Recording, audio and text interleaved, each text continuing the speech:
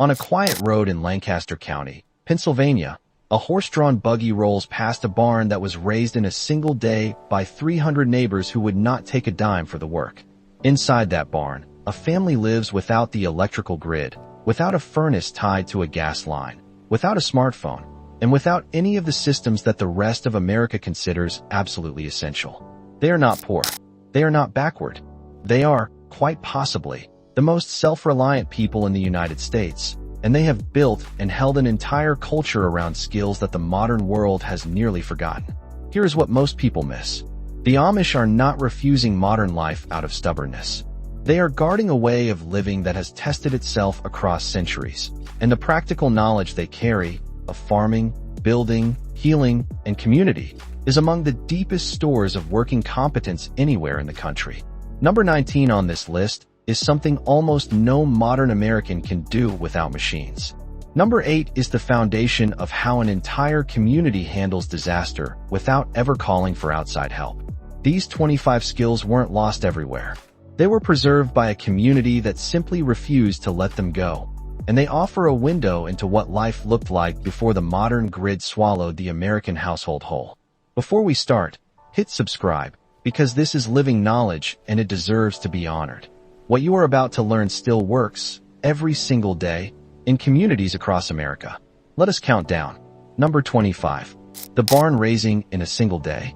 When an Amish family needs a new barn, the community comes. By dawn the foundation is set. By mid-morning the frame is rising. By afternoon the walls are up. And by supper time the roof is on and the families are eating together at long tables. Hundreds of hands move in coordinated work, every man knowing his task without being told, every woman feeding the crew without missing a beat. The skills of timber framing, of joinery, of coordinated group labor on a massive scale are alive in a way that nothing in the modern world can match. Number 24. Horse-drawn farming on serious acreage. The Amish farm hundreds of acres with teams of draft horses, plowing, planting, cultivating, and harvesting using equipment pulled by living animals instead of tractors. The skill of working a team, reading each horse's mood and condition, keeping them sound and willing, and getting real productive work out of them on a serious scale is a deep craft. These farms produce abundant crops without consuming a drop of diesel, and the knowledge of how to do this lives in working families across the country. Number 23. Building a house without power tools. First pattern break. The Amish build their own houses using hand tools and old methods, raising solid, lasting homes that will stand for generations. The framing is done with hand-driven nails and traditional joinery, the trim cut and fitted by skilled hands, the roof shingled by men who learned the craft as boys. A house built this way costs a fraction of a contractor-built home, and the skills involved, from rough framing to finished carpentry, are held by a remarkable percentage of the community's men. These houses are not crude. They are beautiful. Number 22. Quilting as art and necessity. The Amish quilts that hang in museums began as practical bedding, sewn by hand from the scraps of worn-out clothing and stored fabric. The women's gatherings around the quilting frame produced textiles of breathtaking beauty and lasting warmth, and the knowledge of pattern, color, and stitch passes from grandmother to mother to daughter as a living tradition. A single quilt represents hundreds of hours of work, and the skill of producing it by hand, with patience and care, is something the machine age cannot truly replicate. Number 21. The kitchen garden that feeds the whole family. Amish women keep gardens that would astonish most modern gardeners, producing the bulk of the family's vegetables for the year on plots tended without herbicides or commercial fertilizers. The soil is built with manure from the family's livestock. The seeds are often saved from the previous year, the pests are managed with knowledge instead of chemistry, and the harvest is preserved into hundreds of jars that line the cellar shelves. The garden is the foundation of the family's table, and the skill of running it is held by every woman of the community. Number 20. Putting up the harvest by the hundreds of jars. Second pattern break. When the garden comes in, the Amish kitchen transforms into a preservation operation, and the women can, dry, pickle, and store the surplus into food that will last the family through winter and well into the next year. A single household may put up many hundreds of jars of vegetables, fruits, meats, and preserves over the course of a season. The skill is deep, the practice constant, and the result is a pantry stocked with food that owes nothing to any grocery store. This is the kind of food security the rest of America has almost entirely lost. Number 19. Working leather and harness by hand. The Amish need harness, saddles, and leather goods for their horse-drawn equipment, and the community supports skilled leather workers who cut, stitch, and finish these items by hand. A good harness has to fit the horse, withstand daily heavy work, and last for years. The craft involves choosing the right leather, cutting it to pattern, stitching it with waxed thread, and shaping it to the animal. This trade has nearly vanished from the broader American economy, but it thrives in the Amish community because real working harness still needs to be made. Number 18. Blacksmithing for the farm. The Amish smith works iron the old way, heating it in a coal forge and shaping it on the anvil into the hardware, tools, and fittings the community needs. Horseshoes, hinges, gate latches, plow parts, and 100 other items come from his fire. The skill of working hot iron, of knowing when it is ready to shape, of forging a piece that will hold up to hard daily use, is rare anywhere else in modern America. In the Amish community, it is a working trade, and the smith is a respected man. Number 17. Buggies built by Amish craftsmen.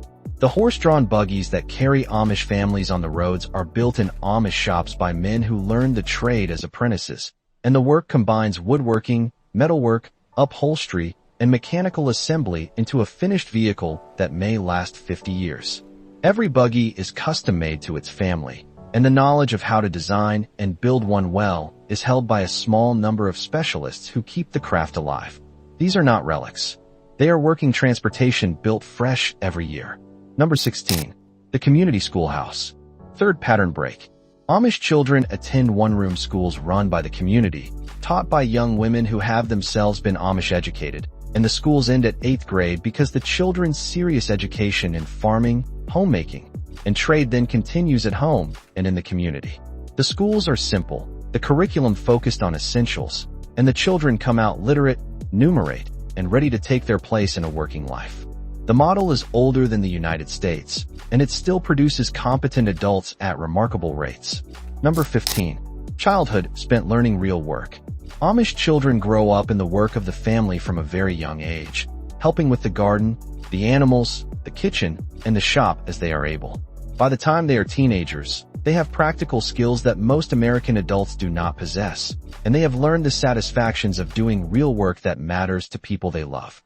This deep, early apprenticeship in useful skill is one of the great quiet advantages of Amish life, and it produces young people of remarkable steadiness and competence. Number 14. Communal mutual aid in every crisis. When an Amish family suffers a fire, an illness, an injury, or a death, the community responds with food, labor, and money. No insurance company needed and no government program asked for. A burned-down barn is rebuilt by the neighbors. A widow's farm is worked by the men of the church. A medical bill is paid by the community's own fund. This level of mutual aid is the social safety net the modern world has largely traded away, and it costs less and works better than almost any alternative. Number 13. Cooking on a wood stove for a large family. The Amish kitchen runs on wood or propane heat, and the woman of the house cooks 3 meals a day, often for many people, on stoves that require real skill to manage. She bakes bread, pies, and cakes in a wood-fired oven, judging the heat by feel, and turns out food in quantity that would tax a modern restaurant kitchen. The skill of cooking this way, day after day, year after year, is a deep one, and it produces food of remarkable quality from simple ingredients. Number 12. Raising livestock on real pasture.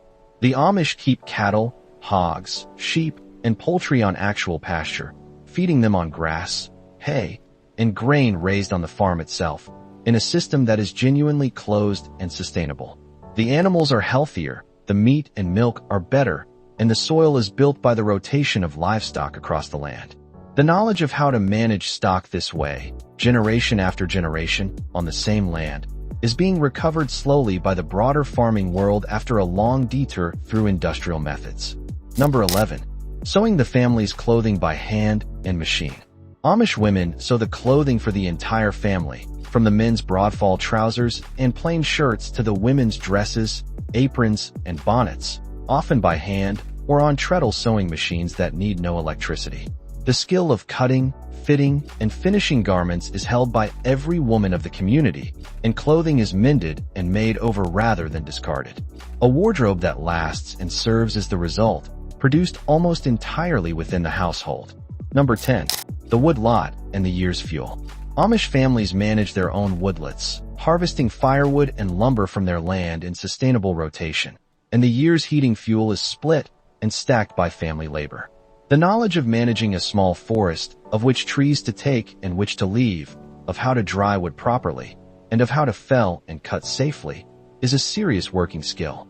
The result is a family that owes nothing to any fuel company and has heat as reliable as the woodpile is full. Number 9. Buggy shop, harness shop, smithy as community businesses. The Amish economy supports a network of small specialized shops, each run by a skilled craftsman who serves the community's practical needs. These businesses are family-scale, debt-light, and grounded in real demand for tangible goods. The model produces a stable, productive economy that does not depend on outside markets to function, and the skills involved in running such businesses, of pricing, supplying, and serving local customers face-to-face, are held widely in the community. Number 8. Worship and the moral framework that holds it all.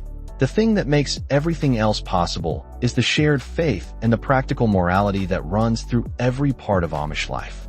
The community holds itself together through worship in homes, through clear expectations of conduct, through the discipline of plain living, and through the deep conviction that this way of life is worth preserving. Without this moral framework, none of the other skills would survive, and the community knows it. The center holds, and the practical life is built on it. Number 7. Rejecting what does not fit the way of life. The Amish are famous for what they refuse: the electrical grid, the automobile, the smartphone, the television, and the constant churn of fashion and trend. And the refusal is not about being against technology in general. It is about choosing carefully what will and will not be allowed to reshape the community's life. The discipline of saying no to what would erode the way of living is itself a great skill, and it is the reason the Amish have held what so many other communities have lost. The forgetting is what has happened nearly everywhere else. The skills the Amish still practice were once the common inheritance of American farm and small-town life, and they were traded away across 2 or 3 generations for the convenience of grid power, manufactured goods, and constant connectivity. The Amish kept them. The rest of us are slowly, partially, trying to remember. Here is your challenge. Pick one. Just one. Plant a real kitchen garden this year. Learn one craft your great-grandparents would have known by heart. Build a habit of mutual aid with your actual neighbors. Tell me in the comments which one you'll try, and tell me if you have ever known an Amish community closely, because the knowledge they have kept belongs to all of us by right of inheritance. That knowledge did not die. It just went quiet. It is time to start listening again.